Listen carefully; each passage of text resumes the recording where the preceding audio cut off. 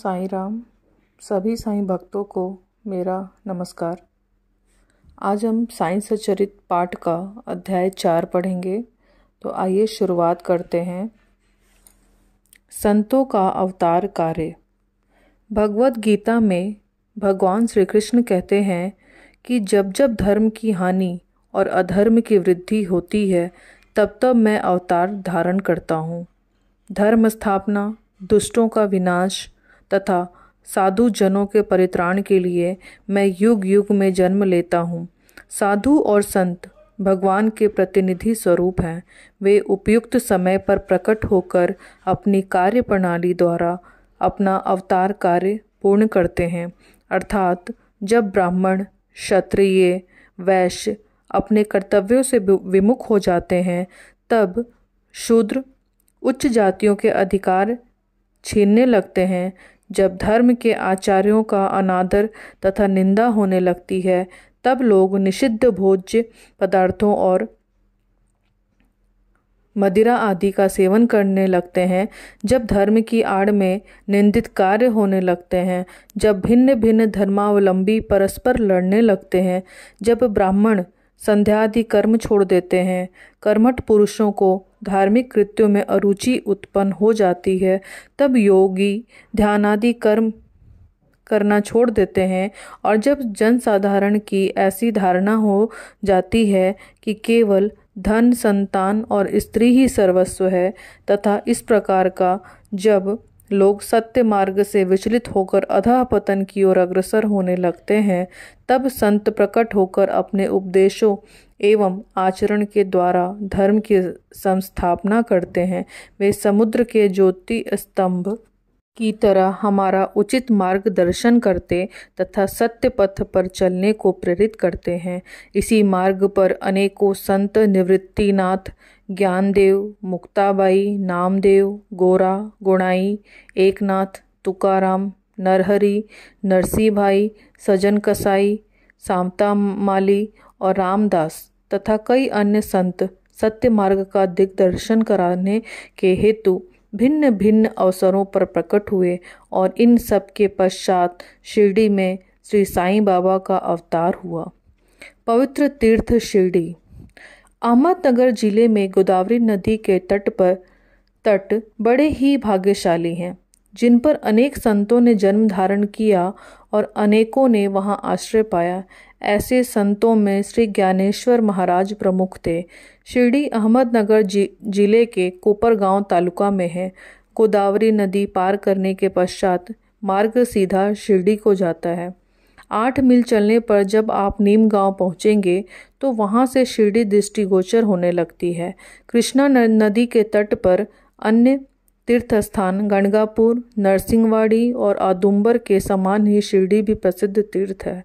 जिस प्रकार दामोजी ने मंगलवेढ़ा को पंढरपुर के समीप, समर्थ रामदास के सज्जनगढ़ को दत्तावतार श्री नरसिंह सरस्वती वे वाड़ी को पवित्र किया, उसी प्रकार श्री साईनाथ ने शिरडी में अवतीर्ण होकर उसे पावन किया। श्री साईं बाबा का व्यक्तित्व। श्री साईं बाबा के सानिध्य से शिरडी का महत्व विशेष बढ़ गया। अब हम उनके चरित्र का अवलोकन करेंगे। उन्होंने इस भवसागर पर विजय प्राप्त कर ली थी, जिसे पार करना महान दुष्कर तथा कठिन है। शांति उनका आभूषण था और वे ज्ञान की साक्षात प्रतिमा थे। वैष्णव भक्त सदैव वहां आश्रय पाते थे। दानवीरों में वे राजा कर्ण के समान दानी थे। वे समस्त सारों के सार रूप थे। ऐहिक पदार्थों से उन्हें अरुचि थी। सदा आत्मस्वरूप में निमग्न रहना ही उनके जीवन का मुख्य ध्येय था। अनित्य वस्तुओं का आकर्षण उन्हें छू भी नहीं गया था। उनका हृदय शीशे के सदृश उज्ज्वल था। उनके श्रीमुख से सदैव अमृत वर्षा होती थी। अमीर और गरीब उनके लिए दोनों एक समान थे। मान सम्मान की उन्हें किंचित मात्र भी चिंता न थी।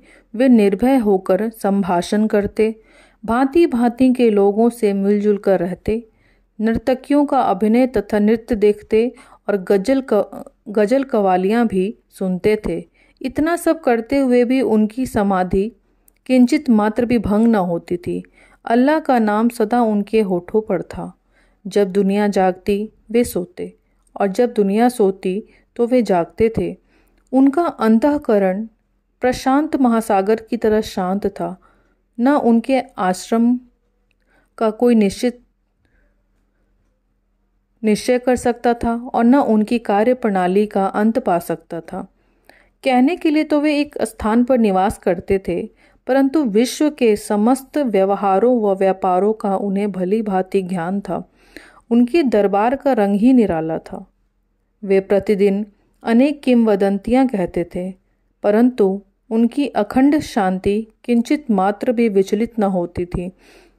वे सदा मस्जिद की दीवार के सहारे बैठे रहते थे तथा प्रातः, मध्याह्न और सायंकालीन काल लैंडी और चावड़ी की ओर वायु सेवन करने जाते तो भी सदा आत्मस्थित ही रहते थे। स्वतः सिद्ध होकर भी वे साधकों के समान आचरण करते थे। वे विनम्र, दयालु तथा अभिमान रहित थे। उन्होंने सबको सदा सुख पहुंचाया। ऐसे थे श्री साईं बाबा, जिनके श्री चरणों का स्पर्श कर शिरडी पावन बन गई। उनका महत्व असाधारण हो गया। जिस प्रकार ज्ञानेश्वर ने आलंदी और एकनाथ ने पैंठण का उत्थान किया, वही गति श्री साईं बाबा द्वारा शिरडी को प्राप्त हुई।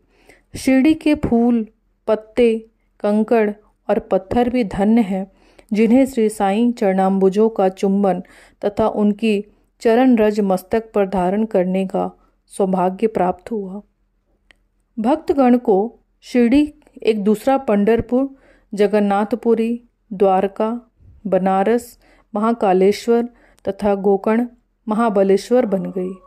श्री साईं बाबा का दर्शन करना ही भक्तों का वेद मंत्र था, जिसके परिणाम स्वरूप आसक्ति घटती और आत्मदर्शन का पथ सुगम होता था। उनका श्री दर्शन ही योग साधन था और उनसे वार्तालाप करने से समस्त पाप नष्ट हो जाते थे।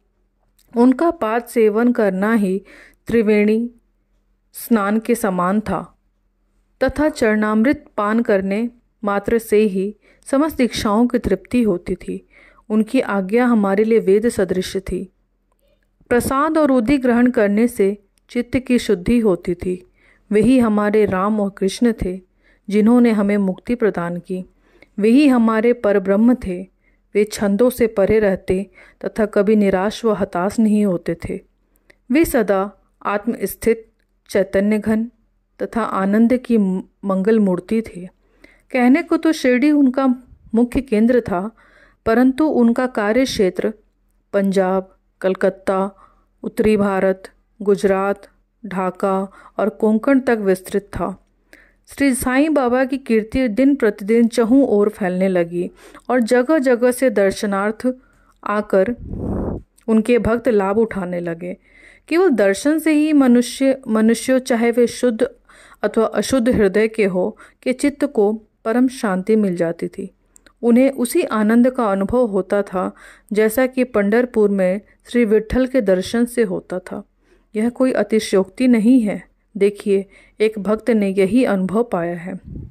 गौली बुआ, लगभग 15 वर्ष के वयोवृद्ध भक्त जिनका नाम गौली बुआ था, पंडरी के एक वारकरी थे। वे 8 मास पंढरपुर तथा 4 मास गंगा तट पर निवास करते थे। सामान ढोने के लिए वे एक गधे को अपने पास रखते और एक शिष्य भी सदैव उनके साथ रहता था। वे प्रतिवर्ष वारी लेकर पंढरपुर जाते और लौटते समय श्री साईं बाबा के दर्शनार्थ शिरडी आते थे। बाबा पर उनका अगाध प्रेम था। वे बाबा की ओर एकटक निहारते और कह उठते थे कि ये तो श्री पंढरीनाथ श्री विट्ठल के अवतार हैं, जो अनाथ नाथ, दीन दयालु और दीनों के नाथ हैं। गौरी बुआ श्री बिठोवा के परम भक्त थे। उन्होंने अनेक बार पंडरी की यात्रा की तथा प्रत्यक्ष अनुभव किया कि श्री साईं बाबा सचमुच में ही पंढरीनाथ हैं। विट्ठल स्वयं प्रकट हुए। श्री साईं बाबा की ईश्वर चिंतन और भोजन में विशेष अभिरुचि थी। वे सदैव अल्लाह मालिक पुकारते तथा भक्तों से कीर्तन सप्ताह करवाते थे। इसे नाम सप्ताह भी कहते थे। एक बार उन्होंने दासगणों को कीर्तन सप्ताह करने की आज्ञा दी। दासगणों ने बाबा से कहा कि आपकी आज्ञा मुझे शिरोधार्य है, परंतु इस बात का आश्वासन मिलना चाहिए कि सप्ताह के अंत में विट्ठल अवश्य प्रकट होंगे। बाबा ने अपना हृदय स्पर्श करते हुए कहा कि विट्ठल अवश्य प्रकट होंगे, परंतु साथ ही भक्तों में श्रद्धा व तीव्र उत्सुकता का भी होना अनिवार्य है। ठाकुरनाथ की डंकपुरी, विट्ठल की पंडरी, रणछोड़ की द्वारका, यही तो है। किसी को दूर जाने की आवश्यकता नहीं। क्या विट्ठल कहीं बाहर से आएंगे? वे तो यहीं विराजमान हैं। जब भक्तों में प्रेम और भक्ति का स्रोत प्रवाहित होगा तो विट्ठल स्वयं ही यहाँ प्रकट हो जाएंगे। सप्ताह समाप्त होने के बाद विट्ठल भगवान इस प्रकार प्रकट हुए। काका साहेब दीक्षित सदैव की भांति स्नान करने के पश्चात जब ध्यान करने को बैठे तो उन्हें विट्ठल के दर्शन हुए। दोपहर के समय जब वे बाबा के दर्शनार्थ मस्जिद पहुंचे तो बाबा ने उनसे पूछा, क्यों विट्ठल, पाटिल आए थे ना? क्या तुम्हें उनके दर्शन हुए? वे बहुत चंचल हैं, उनको दृढ़ता से पकड़ लो। यदि थोड़ी भी असावधानी की तो वे बचकर निकल जाएंगे। यह प्रातःकाल की घटना थी और दोपहर के समय उन्हें पुनः दर्शन हुए। उसी दिन एक चित्र बेचने वाला बिठोवा के 25-30 चित्र लेकर वहां बेचने आया। यह चित्र ठीक वैसा ही था जैसा कि काका साहेब दीक्षित को ध्यान में दर्शन हुए थे। चित्र देखकर और बाबा के शब्दों का स्मरण कर काका साहेब को बड़ा विस्मय और प्रसन्नता हुई। उन्होंने एक चित्र सहर्ष खरीद लिया और उसे अपने देवघर में प्रतिष्ठित कर दिया। ठाणा के अवकाश प्राप्त मामलतदार श्री बीवी देव ने अपने अनुसंधान के द्वारा यह प्रमाणित कर दिया कि शिरडी पंढरपुर की परिधि में आती है। दक्षिण में पंढरपुर श्री कृष्ण का प्रसिद्ध स्थान है, अतः शिरडी ही द्वारका है। द्वारका की एक और व्याख्या सुनने में आई है जो कि के नारायण अय्यर द्वारा लिखित भारतवर्ष का स्थायी इतिहास में स्कंद पुराण से उद्धृत की गई है।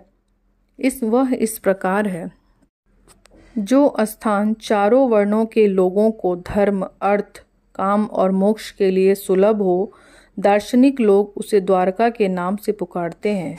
शिरडी में बाबा की मस्जिद केवल चारों वर्णों के लिए ही नहीं, अपितु दलित, अस्पृश्य और भागोजी शिंदे जैसे कोड़ी आदि सबके लिए खुली थी। अतः शिरडी को द्वारका कहना सर्वथा उचित है। भगवंतराव क्षीरसागर की कथा। श्री विट्ठल पूजन में बाबा को कितनी रुचि थी, यह भगवंतराव क्षीरसागर की कथा से स्पष्ट है। भगवंतराव के पिता विठोबा के परम भक्त थे, जो प्रतिवर्ष पंढरपुर को वारी लेकर जाते थे। उनके घर में विठोबा की एक मूर्ति थी जिसकी वे नित्य प्रति पूजा करते थे। उनकी मृत्यु के पश्चात उनके पुत्र भगवंतराव ने वारी, पूजन, श्राद्ध इत्यादि समस्त कर्म करना छोड़ दिया। जब भगवंतराव शिरडी आए तो बाबा उन्हें देखकर ही कहने लगे कि इनके पिता मेरे परम मित्र थे, इसी कारण मैंने इन्हें यहाँ बुलाया है।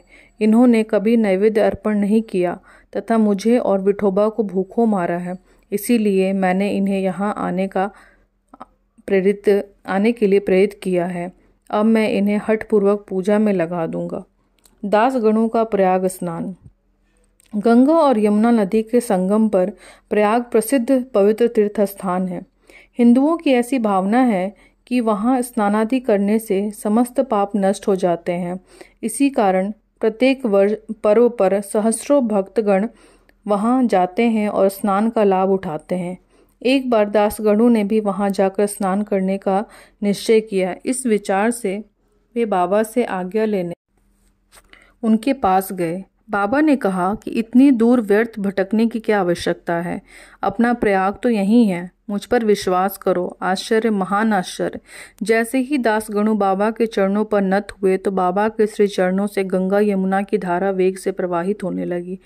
यह चमत्कार देखकर दासगणों का प्रेम और भक्ति उमड़ पड़ी। आंखों से अश्रु की धारा बहने लगी। उन्हें कुछ अंतःस्फूर्ति हुई और उनके मुख से श्री साईं बाबा का श्रोत सिवनी स्वतः प्रवाहित होने लगी। श्री साईं बाबा का शिरडी में प्रथम आगमन। श्री साईं बाबा के माता पिता, उनके जन्म और जन्म स्थान का किसी को भी ज्ञान नहीं है। इस संबंध में बहुत छानबीन की गई। बाबा से तथा अन्य लोगों से भी इस विषय में पूछताछ की गई, परंतु कोई संतोषप्रद उत्तर अथवा सूत्र हाथ न लग सका।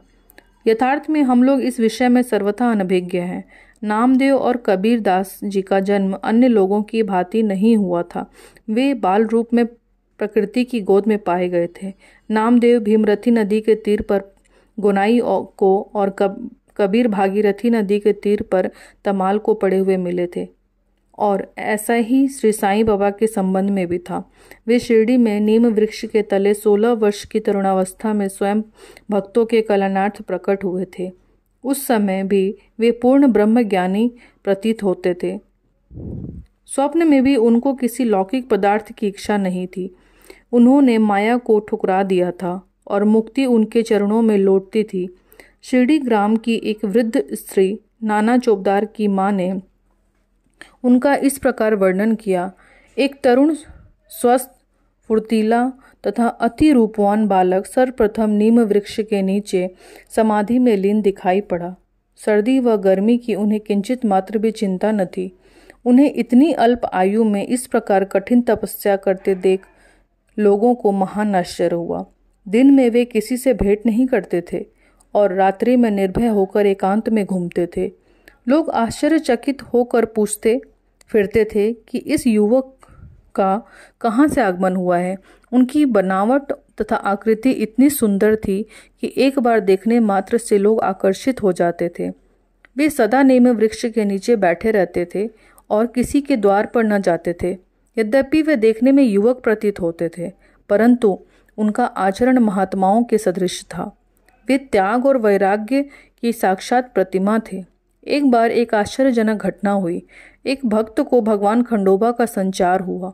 लोगों ने शंका निवारणार्थ उनसे प्रश्न किया कि हे देव, कृपया बतलाइए कि ये किस भाग्यशाली पिता की संतान है और इनका कहाँ से आगमन हुआ है।